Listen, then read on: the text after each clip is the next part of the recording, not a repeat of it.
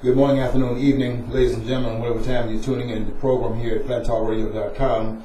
I'm George Moss. I'm normally the host of the program that comes on at 2 o'clock from 2 to 3 on Mondays at the studio called What's Going On. But today we're doing a special program for 30 minutes, and we are very delighted to have with us Mr. Danny Wells, who is running for the 3rd County Commission District seat, downhill by, make sure I get this right, Mr. Jamie Curtis, who is the Genesee County Board of Commission seat at this point. Mr. Wells, we're glad to have you in the studio, and we're honored to have you as our guest this afternoon. Well, I'm happy to be here, and I thank you for the opportunity. Okay, and I read your bio, and it's very impressive. And one of the things I read was that you have been on the Virgin City Council for 12 years? 14. 14 years? Yep. Just recently elected, and I ran last year. Got reelected. And that's a 4-year term? 4-year term. You said in some of the comments I read that you were asked in January to cast your hat in the ring for the county commission seat. You were satisfied with doing the job you've been doing over the course of a period of time, more than a decade of serving on the city council, but you kind of were drafted, so to speak, to run for the district seat. What was the thing that really enticed you, since you seemed to have been satisfied in the job you were doing on the city council? What was the final straw that made you decide to run? Well, the biggest issue was the amount of money that's not coming back to Burton, not coming back to the 3rd District. And the concerns ranged from so many lawsuits that are just wasting taxpayer money to the image of Genesee County with all the lawsuits. I mean, that's a double-edged sword there. And just not being the person that's in there right now is just not a leader, and he's caused a lot of commotion. He's holding back some of the other elected officials from doing their jobs, and we just can't go on that way. To be honest with you, nobody really knows what county commissioners do. They don't know where they meet, they don't know when they meet, and they don't know who they are. And you go down there a few times, and you'll find out real quick that it's kind of a secretive, closed group, and they're very powerful. They're very powerful. I have to be honest. We did the interview with you and Mr. Curtis at the White House last Wednesday, and I have to admit that I didn't know who Mr. Curtis was, and I was learning about the county commission myself. It was an honor to be there.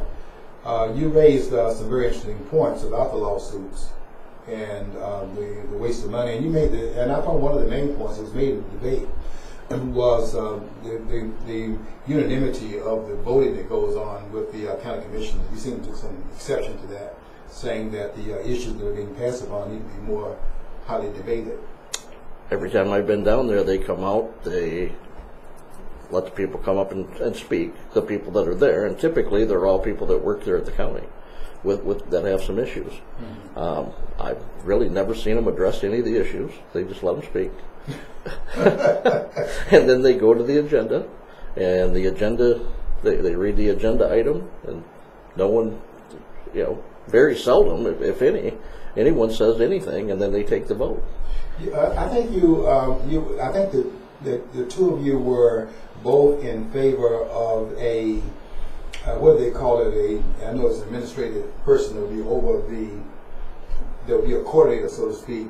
County executive. County executive. I thought it was very interesting because in the other counties running in another district were not so favorably disposed to that. But I thought it was a very good idea to have someone that could be the connecting link between the different levels of government we have citywide, the city council, for example, in Burton.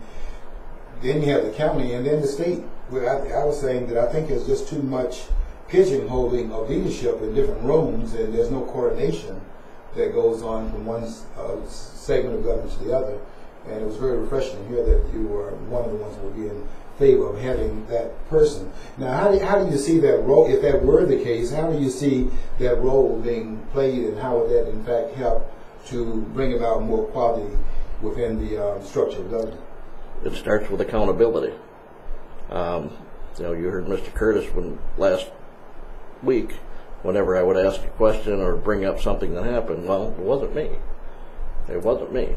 It was, that was a 9-0 vote. That wasn't me. That's a lack of accountability.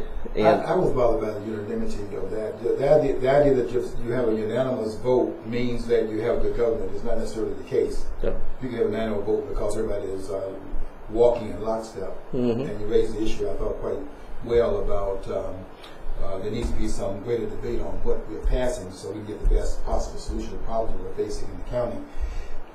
Your campaign, and one of the things I've heard, I have to say this also before going to the next question, is one of the things I've heard about your leadership is that you're the kind of person that if there's some question that comes up, you will in fact go out and get the answer and bring it back to those persons that are inquiring about certain things, and they speak very highly of what you've done on the to me, that's what we're here for. I mean, the city council, our major job is to oversight of the budget of the city of Burton.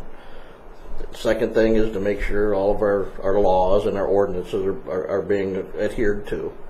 But we're public servants. That's the way I perceive that job. Mm-hmm. And I get calls every day. Had a couple calls today. There's a meeting tonight about a planning commission meeting about a gun range that someone wants to put basically in the middle of our city. And I don't think it's controversial. I think people are afraid of it. And you're going to see a lot of people at the planning commission meeting tonight, which doesn't happen very often. Mm-hmm. Typically those meetings are, the people that are there that want something, have it all worked out, and it's not anything considered dangerous.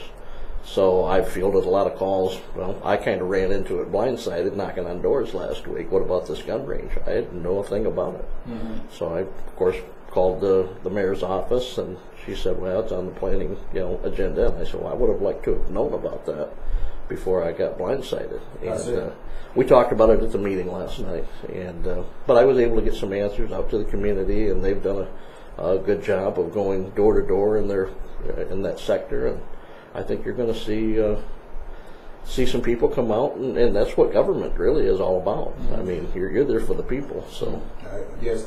What is their concern about the gun range? The concern being what? That it would create a danger in the environment. People are out on the range, and there could be a danger to the community. The people that live around there really consider that it might be dangerous. And one of the calls I got today was a young lady that had read an article just this morning in the newspaper about a bullet fragment hitting another woman that was not even in the vicinity. And she was concerned about that. There's some concern about the noise. I think our concerns about that it's zoned M2, so it's a manufacturing zoning. So if they go in there and build all those buffers around there, what does that do to that property if for some reason it didn't work out and they had to move on? And we were fortunate enough to have another business come in, a manufacturing business.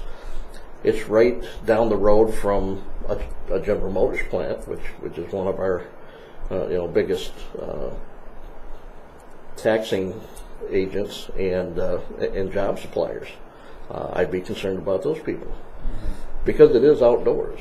And I mean, I know the Planning Commission could put some stipulations on what kind of weapons were being fired there, but you can't be there every day to watch over it. So yes, when I think about a gun range, I think about something I guess well away from a residential area, and I don't know how large burden this is, but I would be surprised if we're talking about putting a range like next door to some residential sites. Exactly.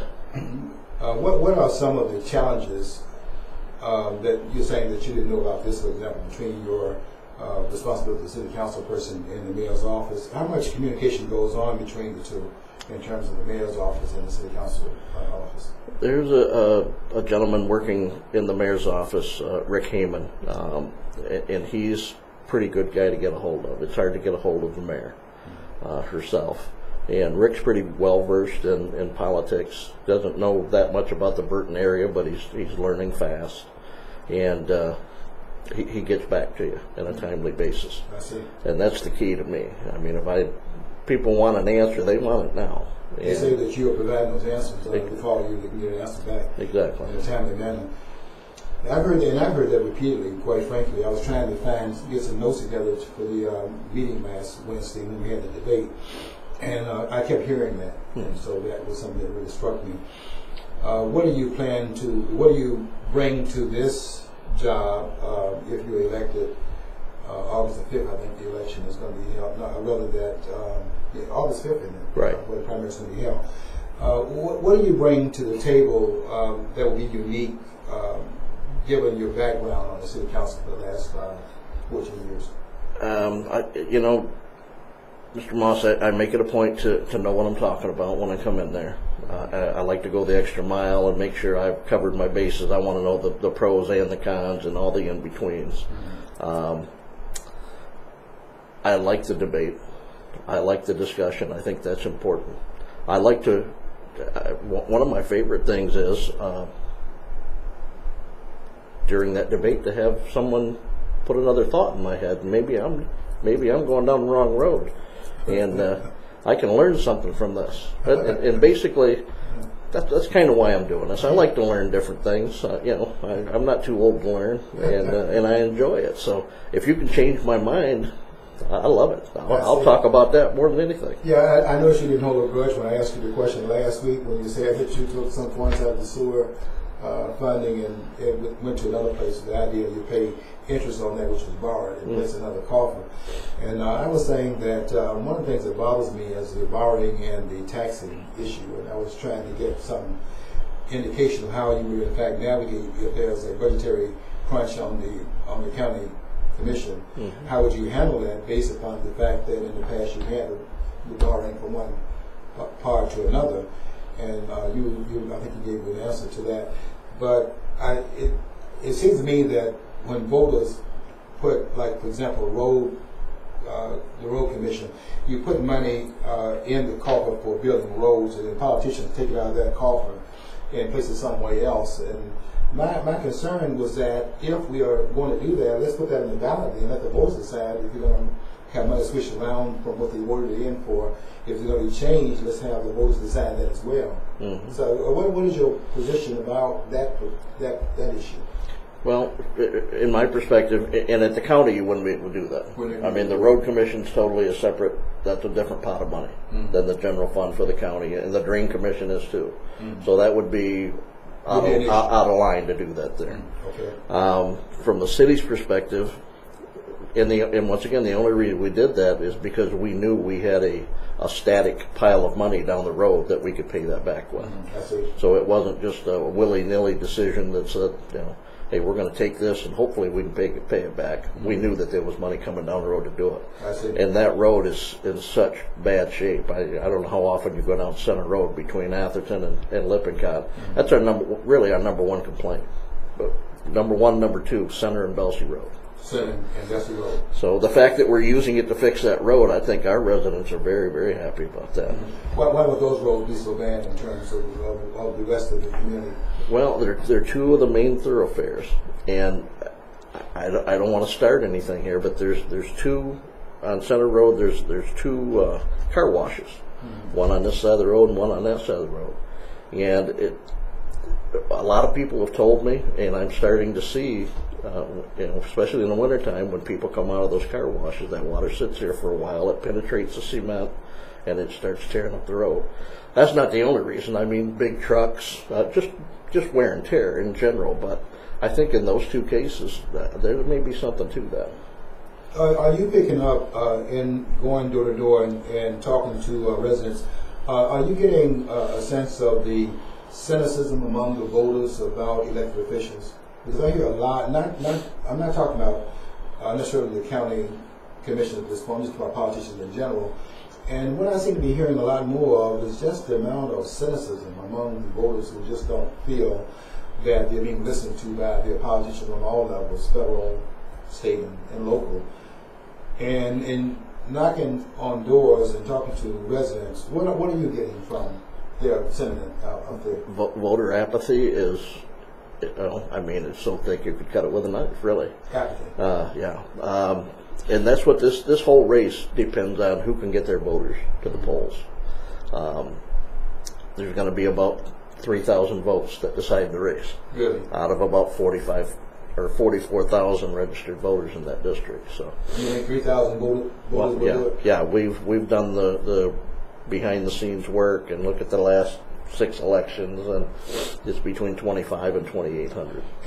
This is a challenge in the primary, and both of you are running as Democrats.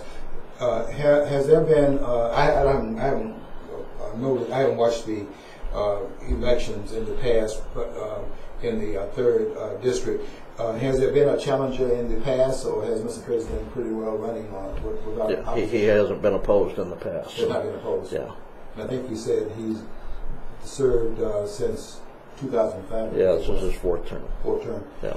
Well, it really was quite interesting. I learned a lot myself, quite frankly, because I'm one of those persons you're talking about when you say that we don't pay a lot of attention to what the county commissioners do. I look at the city council position. I live in the township, in Flint Township, and we look at those bodies we can go and appeal to down the street there, and I wouldn't know where they're meeting. Where are they meeting? And maybe tell our listeners where do they meet? 9 o'clock on the 1st and 3rd Wednesdays. Where? 9 o'clock in the morning at the county building there. At the county building. Yeah.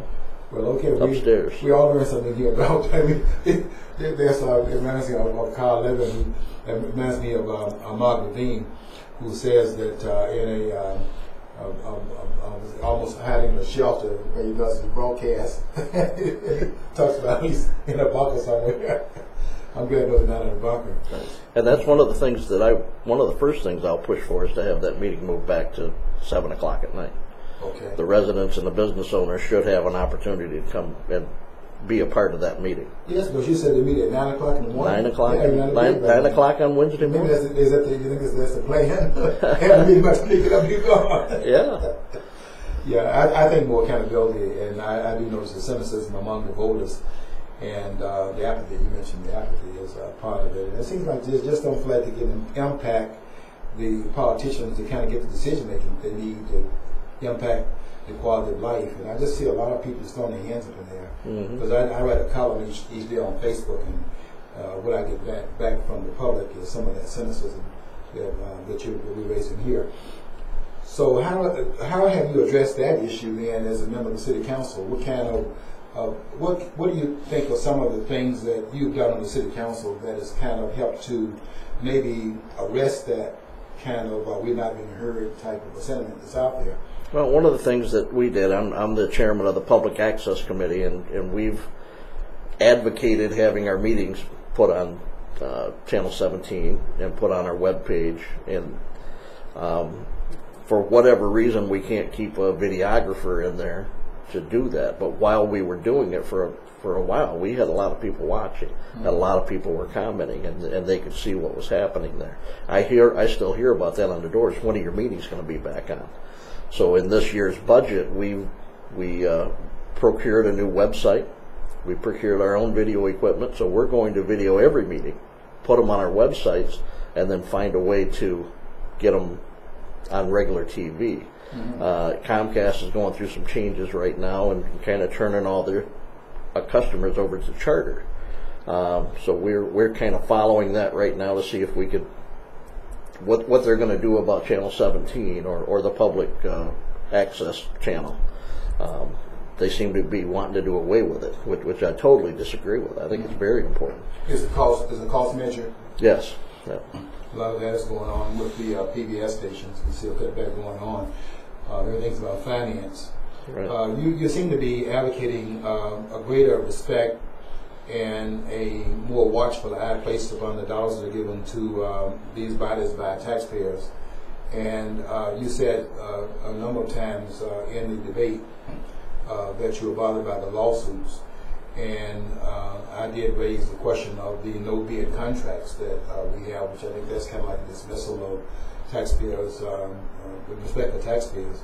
So what could be done? I mean, you said that you want to always have bids on contracts. What would be the reason why there are not bids on contracts? It seems to me that would be like the constant rate in how we do business with any dollars, that you want to have the best prices on the table so as to make the best decision. Right. I have no idea. I can't answer that question. I know the city of Burton, we go the extra mile, and I have to hand it to my colleagues on the city council. We've come a long way, and we advocate transparency in government. We had recently, in fact last night, we voted to change our auditor that we've had for 25 years, and we went out for bids. Typically, when it's something like that, when it's a service type contract, if you're satisfied with who you got and they stay within the confines of what they're doing, you don't really have to go out for a bid for that. It's basically something like an auditor. But we decided that we wanted to make sure we were maximizing our tax dollars. So we went out, got 4 bids. One bid was substantially lower than the other 3, and that person was more than qualified, and we changed our auditors last night. And we did it in a very open way. I advocate that for everything.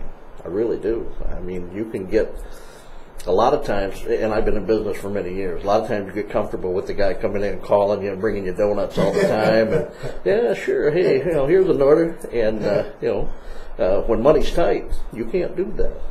And I did the research on it. I was surprised in doing the research for the debate last Wednesday. I was surprised to find that there were several instances where there were no bids made on contracts, and I said, I don't believe what I'm reading here. Because I think that when you're taking taxpayers' dollars, I mean, outside of course, of all the things that are intricate to the process, but you would think from an outsider standpoint that you would always want to have taxpayers' dollars being given a chance to go the longest road, the first down the road. And when you have one person bidding and no other bids being taken, in fact, no bids being made, it's not just appointing the money to be spent. It seems like that's the height of arrogance on the part of politicians making that kind of decision. So it was really interesting that you would make that a critical part of the campaign. What are you have? You're running on a certain amount of fiscal austerity and things of that sort. What are you hearing from the voters? What are they saying they would like to see, if anything, happen differently on the county commission board? Roads. I mean, by every door. When are you going to fix the roads? And I've explained to them, that the road department is actually a separate entity. The county commissioners vote to change those commissioners that kind of oversee that department. And that's about the extent of our being a part of that. But I've had a couple conversations with John Daly, and I tell you, he's a very smart guy. We're lucky to have him. I know he takes a lot of heat for the condition of the road, but he's doing the best he can for what he's got to work with, and he's got some pretty bright ideas.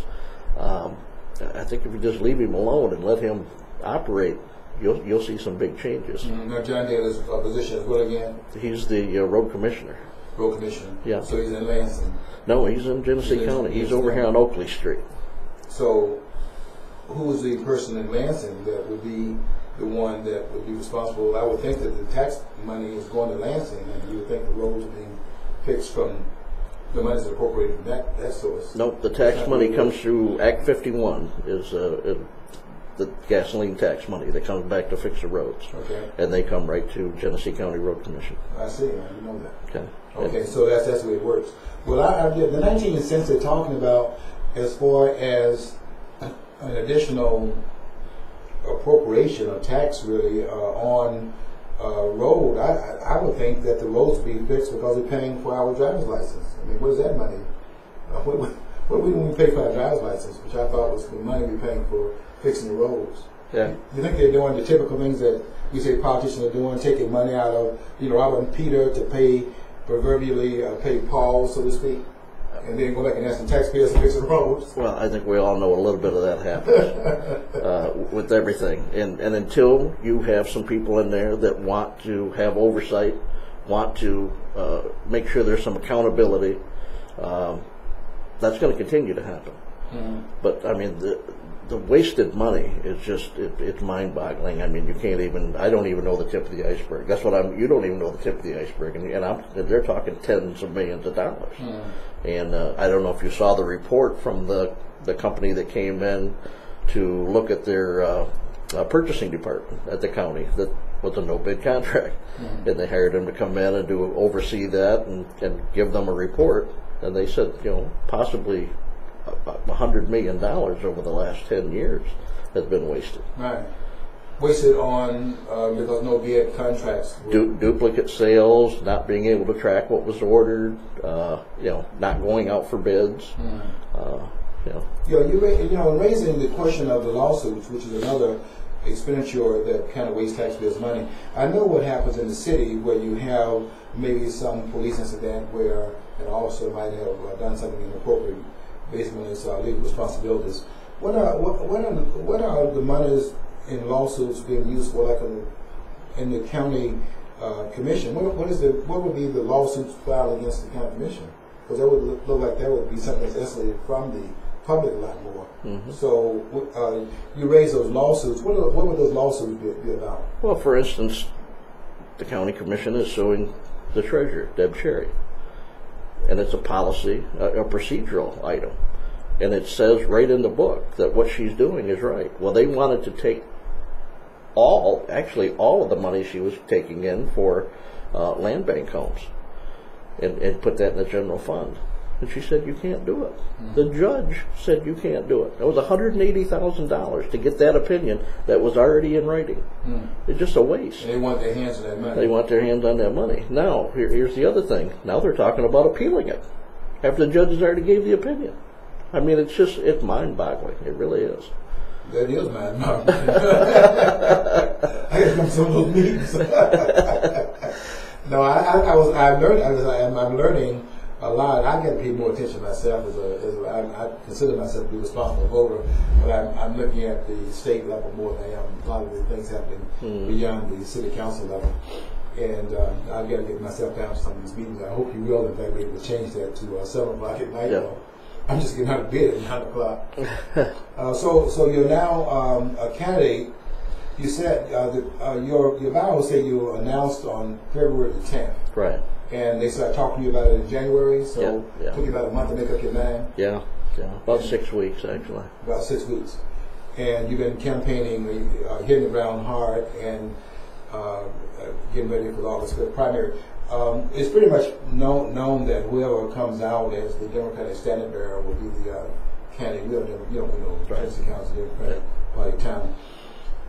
Well, with 2 minutes left, let me ask a final question. I'll give you 1 minute to kind of summarize and maybe make some statements you want to make to the voters that are listening to the program. Your candidacy is one that has been lauded by people that know your work on the city council. They said they wanted you to enlarge upon your contribution. So, in leaving the city council, if you're elected, what are some of the regrets you'll have in terms of leaving a body that you served on for now going on 14 years? Well, probably the biggest regret is now the city of Burton has a little bit of money to really make some positive changes there in the city. And, I think what I would leave behind is some pretty good comrades there that I've been working with on the city council. I think everybody's starting to really work well together. And I'll still be a part of that. I mean, I won't be one of these guys that go up to the next level and you never hear of me again until 2 years from now when I want to run. I don't do that. I want to be involved in my community, and I have been for the last 40 years. So. That certainly is your vow, and I read your vow very carefully. In the closing minute that we have, I'll just let you, I'll get out of the way and let you say whatever you want to say to the viewers out there that are watching the program. Okay, thank you very much, and thanks for having me. I appreciate it. I mean, you can't get this kind of attention by just hitting doors all the time. By electing me, you'll get someone with 40 plus years of community service through coaching, Boy Scouts, Cub Scouts, being involved with the government even when I wasn't elected, and of course involved after I've been elected.